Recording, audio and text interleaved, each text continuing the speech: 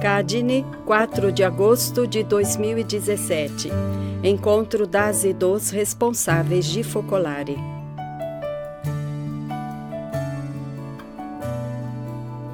Maria Voce, Emmaus.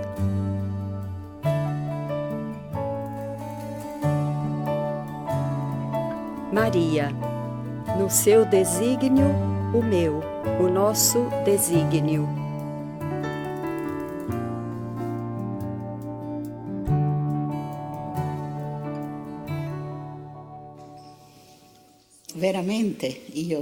Eu conto realmente com a unidade de vocês, porque este tema não é fácil. Por ser um tema denso, requer toda a atenção, todo o cuidado. E pensei que de vez em quando é bom parar um momento justamente para que penetre bem dentro de nós. Mas também, à parte o fato de ser denso, como é possível conhecer Maria? Como é possível falar de Maria? É impossível, impossível. Por outro lado, é possível não falarmos de Maria se nós somos obra de Maria? É possível ignorar aquilo que Chiara quis colocar nos estatutos? A obra de Maria quer ser, seus membros, bem como a obra no seu conjunto, uma presença de Maria, de certo modo, uma sua continuação. Justamente quando queremos aprofundar a identidade da obra, como não ver esta identidade a não ser em Maria? Devemos, portanto, falar de Maria. Uma consolação é o que eu disse no dia 16 de julho, que talvez todos vocês ouviram. Ou seja, que depois do ano em que aprofundamos a realidade de Jesus abandonado, tenho a impressão de que ele nos preparou, porque Chiara disse uma vez, com o teu abraço de Jesus abandonado, riqueza minha, doçura minha, sabedoria minha, foram dados muitos adjetivos deste tipo a Jesus abandonado, mas é com o teu abraço que nos tornamos outra Maria. Durante o ano inteiro, pouco ou muito, procuramos encontrar Jesus abandonado. Portanto, ele nos preparou para sermos aquele nada por amor que é ele, para conseguirmos colher o nada por amor que é Maria, para entendermos pelo menos um pouco quem é este nada por amor que é Maria. Para considerar estes elementos, dividiu o assunto em 3 pontos. O primeiro ponto, um retorno à fonte. O que o encontro com Maria significou para Chiara, quando e como ela se manifestou. São episódios que conhecemos, mas vamos relembrá-los juntos, rapidamente. Um segundo ponto, como Chiara viu em Maria o modelo da nossa vida, o caminho. Tanto é verdade que se fala de etapas da Via Maria, etapas que percorrem, de certo modo, as etapas da vida de Nossa Senhora. Não farei a análise das etapas porque temos todo o ano para aprofundar esta realidade e para aprofundar o retorno às fontes, porque depois será publicado o livro sobre Maria, teremos todo o material e os temas de meditação sobre Maria. Por isso vou resumir esta parte, de modo a poder aprofundar melhor a terceira, ou seja, o que significa para nós hoje ser Maria. Neste momento da obra, em 2017, neste momento da nova configuração, de mudanças, de novos desafios, o que significa ser Maria hoje para nós? Este me parece o aspecto mais atual e que tentarei expor do melhor modo possível. Retorno à fonte.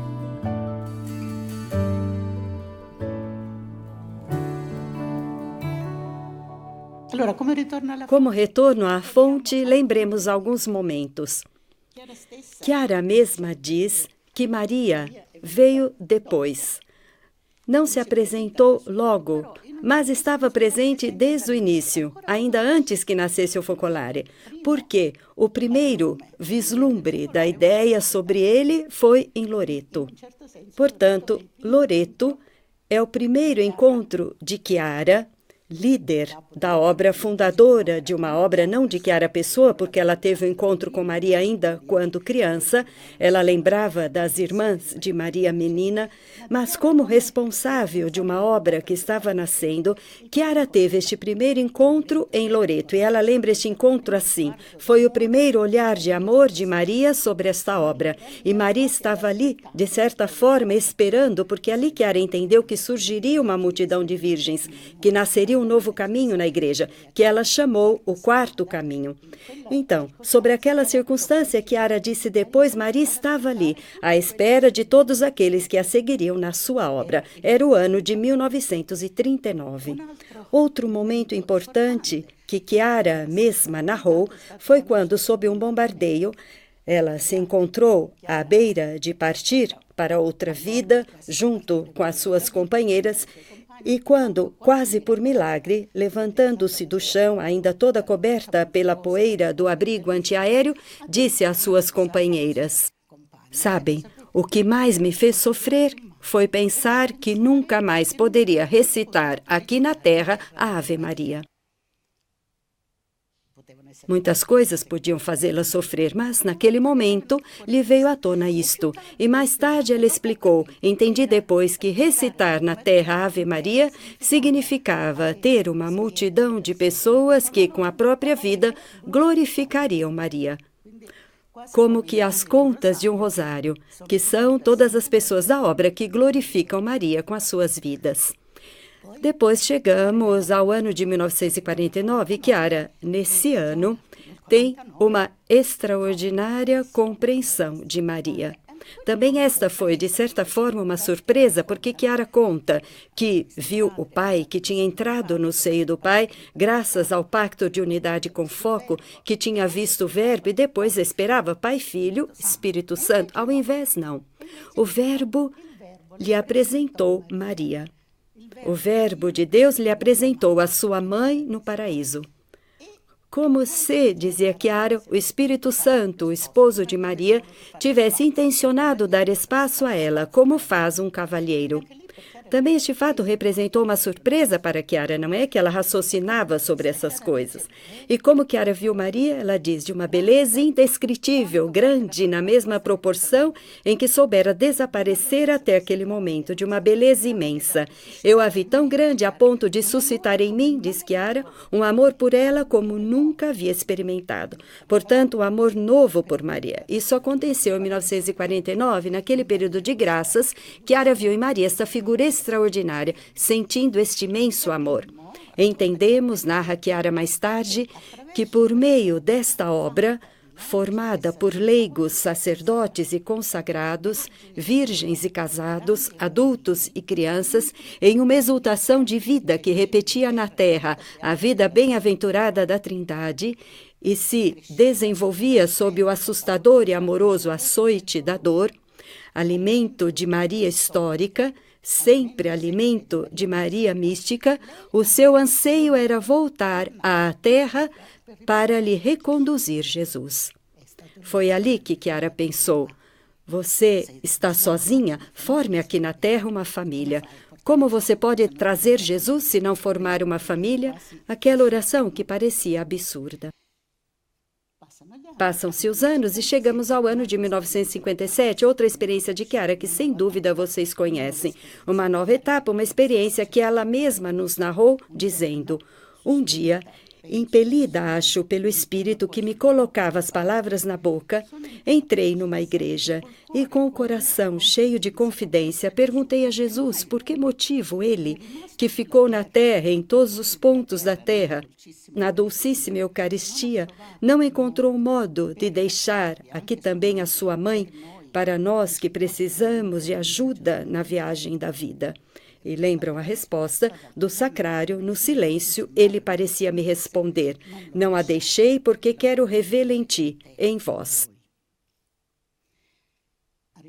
E chegamos à década de 1960, Chiara descobre a Desolada, e na Desolada um monumento de todas as virtudes, a ponto de encontrar nela como que o molde no qual nos colocamos para podermos ser Jesus.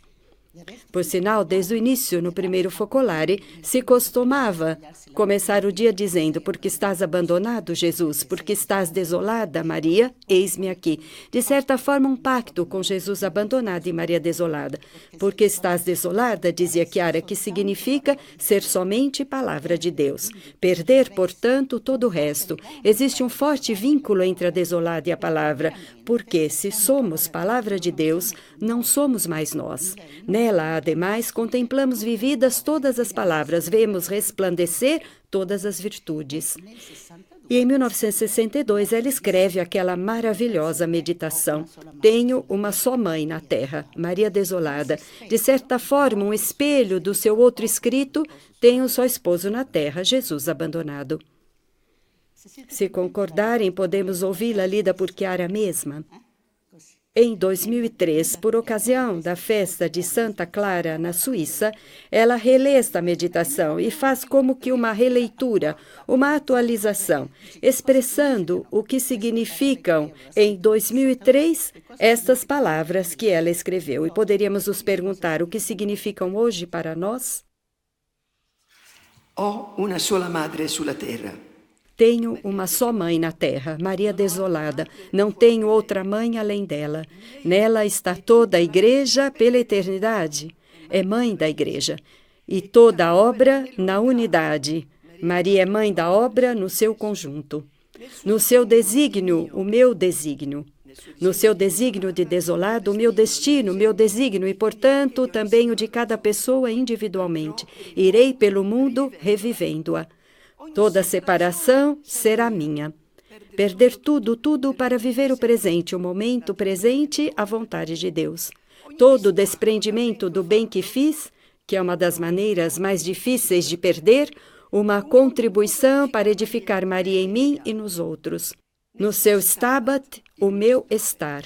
Nela, desolada, a minha maneira de viver. No seu Stabat, o meu caminhar. Nela, a maneira de agir, a minha maneira de agir. Hortos conclusos e fonte lacrada. Nada e ninguém deve infringir a minha solidão com Deus, nem mesmo os irmãos, porque vejo Jesus neles. Cultivarei suas virtudes mais amadas, aquelas que podem ser chamadas de virtudes negativas, mas todas filhas da caridade. E para quê? A fim de que sobre o nada silencioso de mim fulgure a sabedoria dela. Este é o efeito de viver a desolada. É o mesmo efeito de quando amamos Jesus abandonado, em que sentimos imediatamente o ressuscitado em nós. Assim, amando a desolada desta maneira, ou seja, perdendo para viver somente o momento presente, nós constataremos em nós a gloriosa, que é plena de sabedoria, e que muitos, todos, os seus filhos prediletos, os que mais necessitam de sua misericórdia, e este é o último verso que quero evidenciar, encontrem sempre a sua materna presença numa outra pequena Maria. Quem é Maria para nós?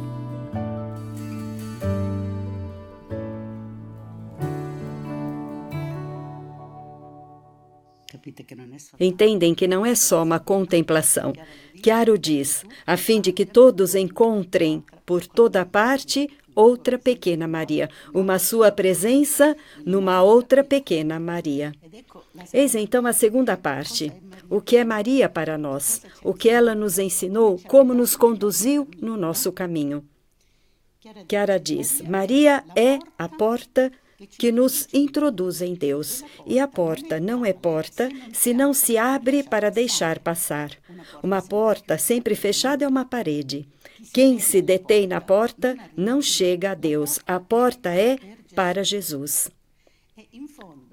Chiara disse uma vez que também o fato de que Maria tenha se manifestado tarde na obra era um modo de testemunhar que ela queria desaparecer para dar lugar a Deus. Que primeiro vinha Deus, Deus amor, a vontade de Deus, o amor recíproco, Jesus abandonado, todos os pontos da espiritualidade, e depois chegava ela, porque ela tinha feito tudo por Deus, viveu só para Jesus. Este papel de Maria é muito importante, inclusive se pensarmos em Maria do ponto de vista ecumênico. Muitas vezes se pensa que Maria é uma dificuldade, um obstáculo para o ecumenismo. Senti muita alegria quando recebi uma cartinha de uma focolarina evangélica que vocês conhecem, a Heike, que trabalha no Centro Uno. Justamente sabendo que eu estava preparando esta reflexão, ela me escreveu e me indicou a homilia de um teólogo evangélico alemão na Igreja Luterana de Roma por ocasião da festa da Anunciação. Este professor de teologia apresentou Maria essencialmente como a mulher de fé, aquela que, diante do anúncio do anjo, soube responder: eis a serva do Senhor, faça-se em mim segundo a tua palavra. Portanto, Maria, palavra de Deus. Maria que diz a Deus: faça-se em mim segundo a tua palavra. E Chiara nos diz: este ver Maria como palavra de Deus nos parece rico de consequências, especificamente em relação ao diálogo ecumênico. Com efeito, se o que diz respeito à figura de Maria pode ser um obstáculo à unidade plena com os irmãos evangélicos, o que acontecerá quando eles, que tanto evidenciam o valor das Escrituras, nela reconhecerem a personificação das próprias Escrituras? Chiara, justamente sobre a Anunciação, assim se expressa: Nossa Senhora, pronunciando a frase, eis aqui a serva do Senhor, faça-se em mim segundo a tua palavra, segundo a palavra de Deus, toca realmente em algo importantíssimo: fazer a vontade de Deus. Ora, se todos os cristãos colocarem em mente que para se santificarem não é tão necessário que imitem outros santos, mas o importante é fazer como todos os santos a vontade de Deus, se os cristãos entenderem isso, encontrarão um elo entre essas duas realidades que parecem opostas. A vida espiritual de um lado e do outro, estar imersos no mundo da família, da política, da arte, da ciência, da medicina, da cultura. Estes são os mundos com os quais todos nós, da obra de Maria, vivemos em estreito contato, através do trabalho e das muitas e variadas relações interpessoais que tecemos, inclusive através dos vários âmbitos de diálogo da nossa obra, ecumênico, interreligioso, cultural. E é lá que Maria nos espera. Maria encarnou o Evangelho na normalidade do seu dia a dia, certamente como dona de casa, mas também como sede da sabedoria, seguindo passo a passo o Filho desde o momento em que ele saiu à vida pública, desde o triunfo das bodas de Caná até o Gólgota, aos pés da cruz. E também depois, quando o Filho morreu, nós a vemos ainda na Igreja nascente, sustentando os apóstolos. Maria se apresenta também hoje a nós como um modelo a ser seguido, especialmente para nós leigos, que temos tarefas e responsabilidades na vida da Igreja e na vida no meio do mundo, diante do mundo. Nela, Chiara nos exorta a ver não somente a Mãe de Deus, a Imaculada, a Assunta, a Rainha, mas também a cristã perfeita. A noiva, a esposa, a mãe, a viúva, a virgem, o modelo de todo cristão. Aquela que, como nós leigos, não pode oferecer sacramentalmente Cristo ao mundo, porque, como nós, não faz parte da hierarquia, mas, como mãe, é sempre muito ativa na Igreja, pela caridade que lhe urge no coração, de onde provém o seu sacrifício com que partilha o sacrifício do Filho. Maria, leiga como nós leigos, ressalta que a essência do cristianismo é o amor, e que, inclusive, cada sacerdote e cada bispo, antes de serem tais, devem ser cristãos verdadeiros, devem ser crucificados vivos, como crucificado foi Jesus, que fundou a sua igreja na cruz. E foi Maria que nos sugeriu esta espiritualidade comunitária, universal, essa espiritualidade que tende à unidade, porque é característico de uma mãe desejar que os seus filhos sejam unidos. Ela está atenta para dar aos filhos um modo de viver para se entenderem, para se sentirem bem juntos. Portanto, É ela que nos guia no nosso caminho. E é por isso que Chiara reconheceu nas etapas da sua vida momentos extraordinários. São todas de Maria estas etapas que ela viveu, dando-nos, porém, exemplos de como nós podemos viver a nossa vida, de como pode ser a nossa santa viagem com Maria. E chegamos ao terceiro ponto. Identidade da obra de Maria na Igreja e no mundo hoje.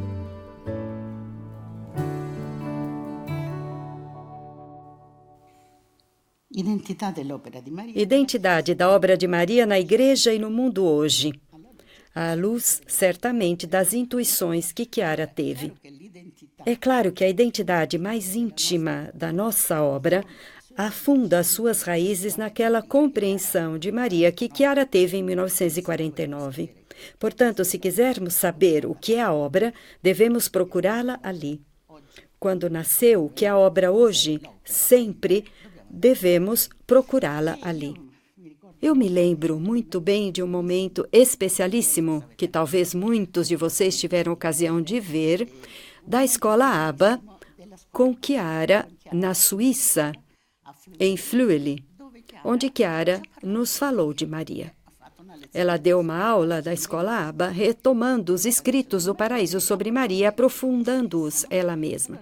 Partindo de algumas páginas do Paraíso, Chiara nos abriu a alma para nos contar como Maria se manifestou, como Deus fez com que ela conhecesse naquele período de iluminações e de graças. Chiara relembrou primeiramente o que aconteceu no dia 19 de julho. Vamos lembrar, estamos no início. No dia 16 de julho houve a entrada no Pai. No dia 19 de julho, depois de ter conhecido no paraíso o Pai e o Verbo de Deus lhe mostrou Maria. Portanto, é uma das primeiras coisas que Chiara viu no paraíso. Chiara diz, jamais alma humana a viu tão grande. Era maior que Deus. Deus a fizera maior do que Ele mesmo. Até então, Maria me tinha sido simbolizada como a lua, maior do que as estrelas, que me representavam santos, menor do que o sol, que representava Deus. Agora, eu a via como o céu azul, que continha tanto o sol como a lua e as estrelas. Tudo estava nela. Portanto, de uma parte para um todo. Depois, justamente ali em Flüeli, após a leitura desta página, Chiara comentou ainda, aquilo que entendi é que Maria é enorme, grande como o Pai e como o Filho. É a plena realização daquilo que Jesus disse dirigindo-se ao Pai, amaste-os como amaste a mim. Vi Maria tão grande quando ela se manifestou a mim como Mãe de Deus. É aqui, penso, ou seja, na sua maternidade divina, que se atua aquele como. É aqui que Maria é amada pelo Pai como Jesus é amado. A sua grandeza está na maternidade divina. O que podia fazer o Pai para torná-la semelhante a Ele, igual a Ele, embora por participação, devia fazê-la como Ele. Ele era Pai do Verbo, depois Verbo encarnado, ela, mãe daquele mesmo Verbo, Verbo encarnado. Além do mais, no paraíso, continua Chiara, eu a vi, por assim dizer, quarta na Trindade. E para ser quarta na Trindade, Maria devia ter, por participação, algo de proporcional aos outros três. Na ocasião, fiquei surpresa por esse lugar ajustado a Maria, e não sei dizer o que experimentei ao vê-la. Mas a nossa obra é uma obra mariana, e Deus estabelecia ali suas fundações, fazendo-nos compreender quem é Maria para Ele e qual é o seu lugar. Sempre no mesmo dia, em Flueli, olhando para Maria também como mulher, Chiara nos confidenciou que em Maria, a mulher, justamente como mulher, encontra a plena dignidade. O Verbo se encarnou no sexo masculino, nos explicava, Jesus era homem, e elevou a dignidade do homem a alturas vertiginosas. Se Maria tivesse sido apenas filha de Deus e não mãe, a mulher nunca alcançaria a estatura do homem. Uma vez, um focolarino da escola de Lopiano perguntou a Chiara, Chiara, por que Deus inventou Maria? Ela respondeu, em primeiro lugar, penso que ele a fez para poder se desafogar. Visto que ele tinha feito a criação, pensava na criação, queria fazer um pequeno modelo de como ele desejaria esta criação, inclusive para que todos nós que iríamos nascer pudéssemos olhar para este modelo, sempre inatingível, mas ao mesmo tempo sempre muito perto de nós, pois Maria é uma escada que vem até nós. Depois, certamente, Deus a inventou para Jesus, para que tivesse uma mãe digna, considerando que o filho haveria de se encarnar.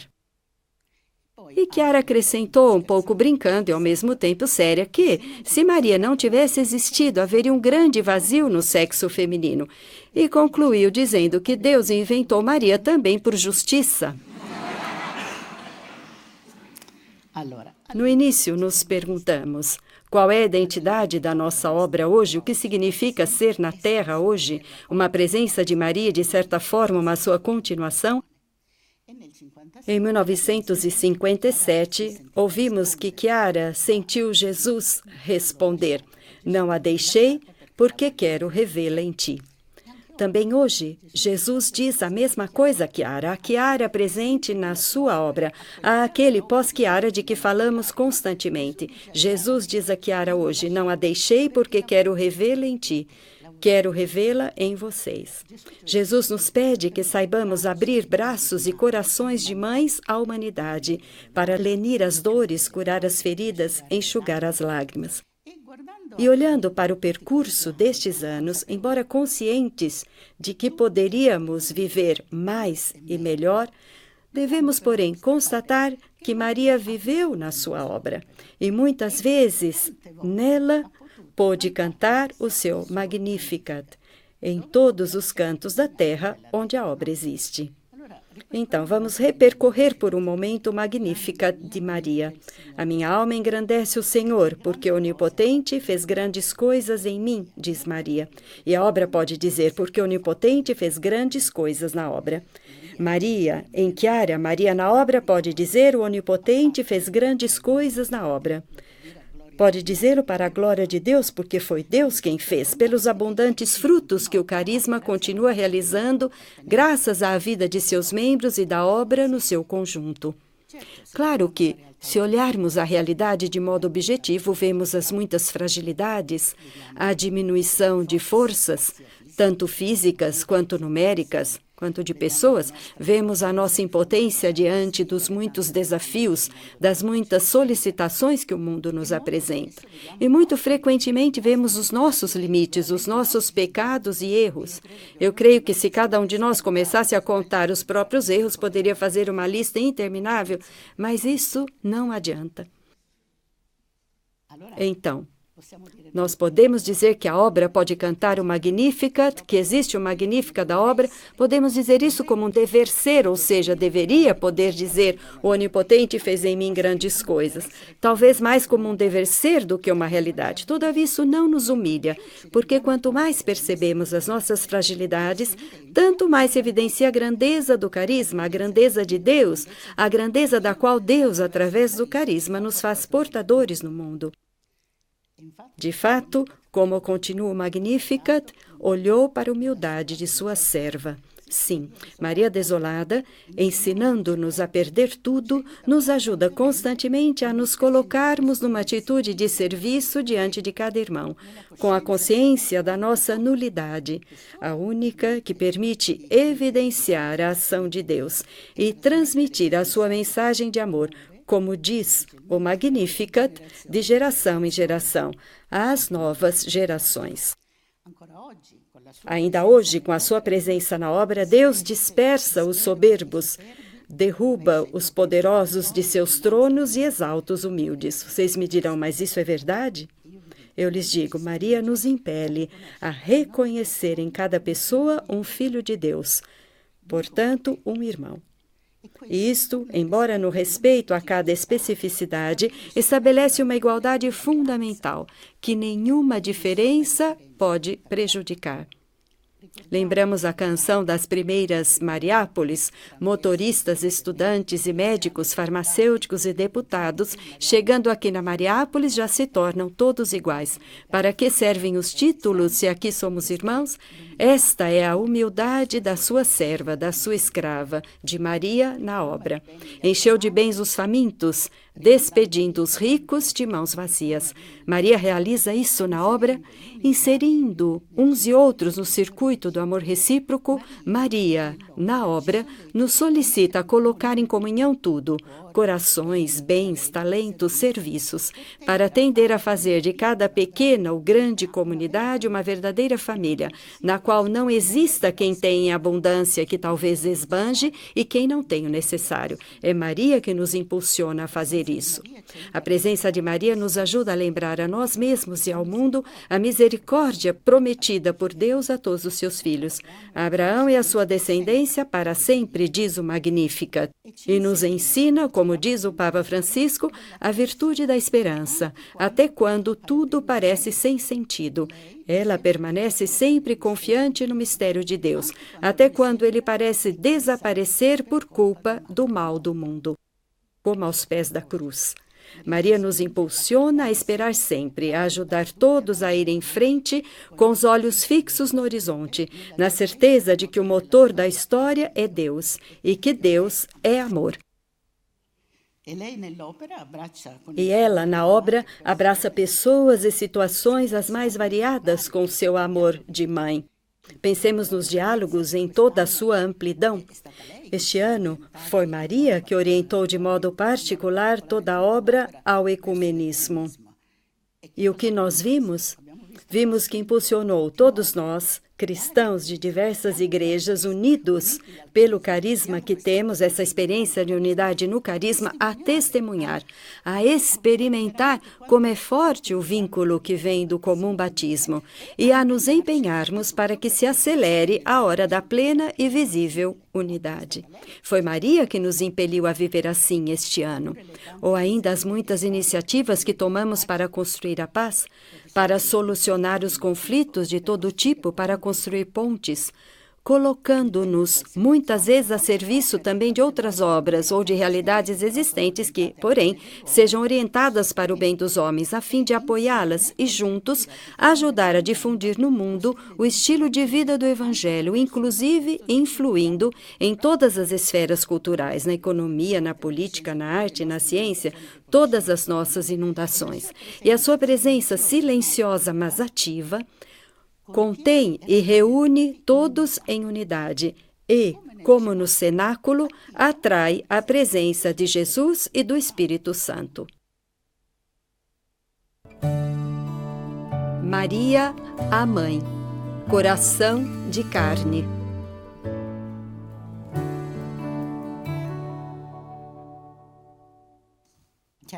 Chiara nos disse uma vez que ser Maria significa ter um coração de carne.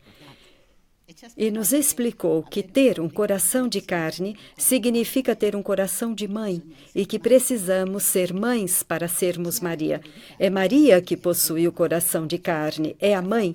Chiara nos fez uma lista de tudo aquilo que uma mãe faz pelo filho. Por exemplo, é a primeira a se levantar e a última a ir dormir.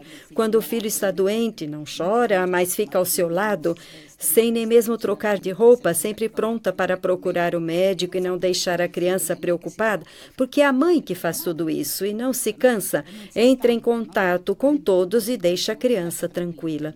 O exemplo mais evidente de quem possui coração de mãe, nos dizia Chiara, é Maria a mãe. O Papa Francisco diz que é aquela mãe que Jesus deu de presente a todos nós, como a nossa mãe. Este presente de Jesus a nós, de mãe, que nós devemos imitar. Existe uma página maravilhosa do Papa Francisco que eu gostaria de ler, na qual ele vê Maria aos pés da cruz e a descreve comentando. Nos Evangelhos, Maria reaparece precisamente no momento crucial, quando grande parte dos amigos fogem por terem medo. As mães não traem. E naquele instante, aos pés da cruz, nenhum de nós pode dizer qual foi a paixão mais cruel. Se a de um homem inocente que morre no patíbulo da cruz, ou a agonia de uma mãe que acompanha os últimos instantes de agonia de seu filho. Os evangelhos, diz o Papa, são lacônicos e extremamente discretos. Mencionam com um simples verbo a presença da mãe. Ela estava. Stabat, como diz Chiara, estava ali, no momento mais triste, mais cruel. E sofria com o filho. Estava. Maria estava. Simplesmente estava lá. Ei-la novamente, a jovem de Nazaré, agora com cabelos grisalhos pelo passar dos anos, ainda ocupada com um Deus que só deve ser abraçado, e com uma vida que chegou ao limiar da escuridão mais densa. Maria estava na escuridão mais espessa, mas estava. Não foi embora. Maria está fielmente presente cada vez que surge a necessidade de manter uma vela acesa num lugar de bruma e neblina. Nem ela conhece o destino de ressurreição que o seu filho estava abrindo naquele instante para todos nós, homens. Está ali por fidelidade ao plano de Deus, do qual se proclamou serva no primeiro dia da sua vocação, mas também por causa do seu instinto de mãe, que simplesmente sofre cada vez que um filho atravessa uma paixão. Esta é Maria na descrição do Papa Francisco. Portanto, é Maria com o coração de mãe. Mas o que fazer para ter um coração de carne? Perguntava Chiara a si mesma. Se vocês soubessem, dizia, o que é necessário para transformar um coração de pedra num coração de carne. Não podem imaginar quantos cinzéis Deus usou neste período para transformar o meu coração num coração de carne. Também Chiara é discreta, não nos diz muito, nos deixa imaginar, nos diz se vocês soubessem. Ao revelar com quantos sofrimentos nos gerou como filhos seus, quanto sofreu para ter aquele coração de mãe que conhecemos, mas ela mesma cantou, é com o teu abraço, riqueza minha, que nos tornamos outra Maria. E é somente percorrendo este caminho que também nós podemos compartilhar a sua maternidade. Sem dúvida, é o que sempre procuramos viver de maneira mais ou menos consciente, desde o primeiro momento em que conhecemos o ideal. Em todas as realidades da obra em que nos encontramos, procuramos fazer isso, mas o tema deste ano talvez nos estimula a ir mais em profundidade, a encontrar a maneira de ser este coração de mãe para a humanidade. Recordávamos que Chiara disse que durante o bombardeio sofria por não poder mais recitar a Ave Maria. E, passado algum tempo, lembrando esta frase e parafraseando a Ave Maria quando diz bendito o fruto do teu ventre, Jesus, Chiara dizia, por toda parte no mundo onde apareceres, tu, Maria, na tua obra, o teu filho florescerá novamente em meio a ti. Portanto, podemos dizer que em todo lugar onde a obra nasceu, ali floresceu, de alguma forma, uma certa presença de Jesus em meio à comunidade, renovando assim a função fundamental de Maria, a de dar Jesus ao mundo. Quando lembramos Maria nos textos do paraíso, dissemos, Maria queria voltar ao mundo para dar Jesus. Portanto, Maria quer voltar ao mundo para dar Jesus. Como faz isso? Em um diário de Chiara de 2002, encontramos. Se é verdade que Santa Teresinha dizia, eu, na igreja, minha mãe, serei o amor, também nós deveríamos dizer, eu, na igreja, minha mãe, serei Maria. Esta não é outra coisa senão a nossa vocação. Pequenas Maria diante dela, que é grande, mas sempre Maria. Pensei no meu testamento, que anunciei, deixar a todos Jesus no meio deles. Hoje, entendi que mesmo se deixasse a cada um quando morrer o mundo inteiro, isso não se equipararia a ele. Jesus é o bem supremo e todos poderão herdá-lo. Por quê? Porque ele não é senão o fruto da vivência da nossa espiritualidade. Vivendo cada um dos seus pontos fundamentais, ponto por ponto, chegamos a oferecer Jesus ao mundo. E talvez seja por isso que podemos afirmar: eu, na igreja, minha mãe, serei Maria. Maria, encoberta pelo Espírito Santo, ofereceu Jesus fisicamente ao mundo. Nós, pela luz de um carisma, podemos oferecer Jesus espiritualmente. Para realizar o desígnio de Deus para a obra, para ser a obra hoje, é preciso, portanto, gerar constantemente entre nós, por toda parte, a presença de Jesus. Não, porém, como fim em si mesma, nos admoestava ainda Chiara em uma conferência telefônica do ano 2000, mas como um trampolim para poder amar a todos e incendiar o mundo com o amor, para semear nele os valores verdadeiros e cancelar os falsos, para aí construir o reino, para permitir que Maria cante novamente o seu Magnificat através da obra. Esta é a nossa identidade, nunca completamente alcançada, sempre na nossa frente, mas esta é a nossa altíssima vocação de todos nós.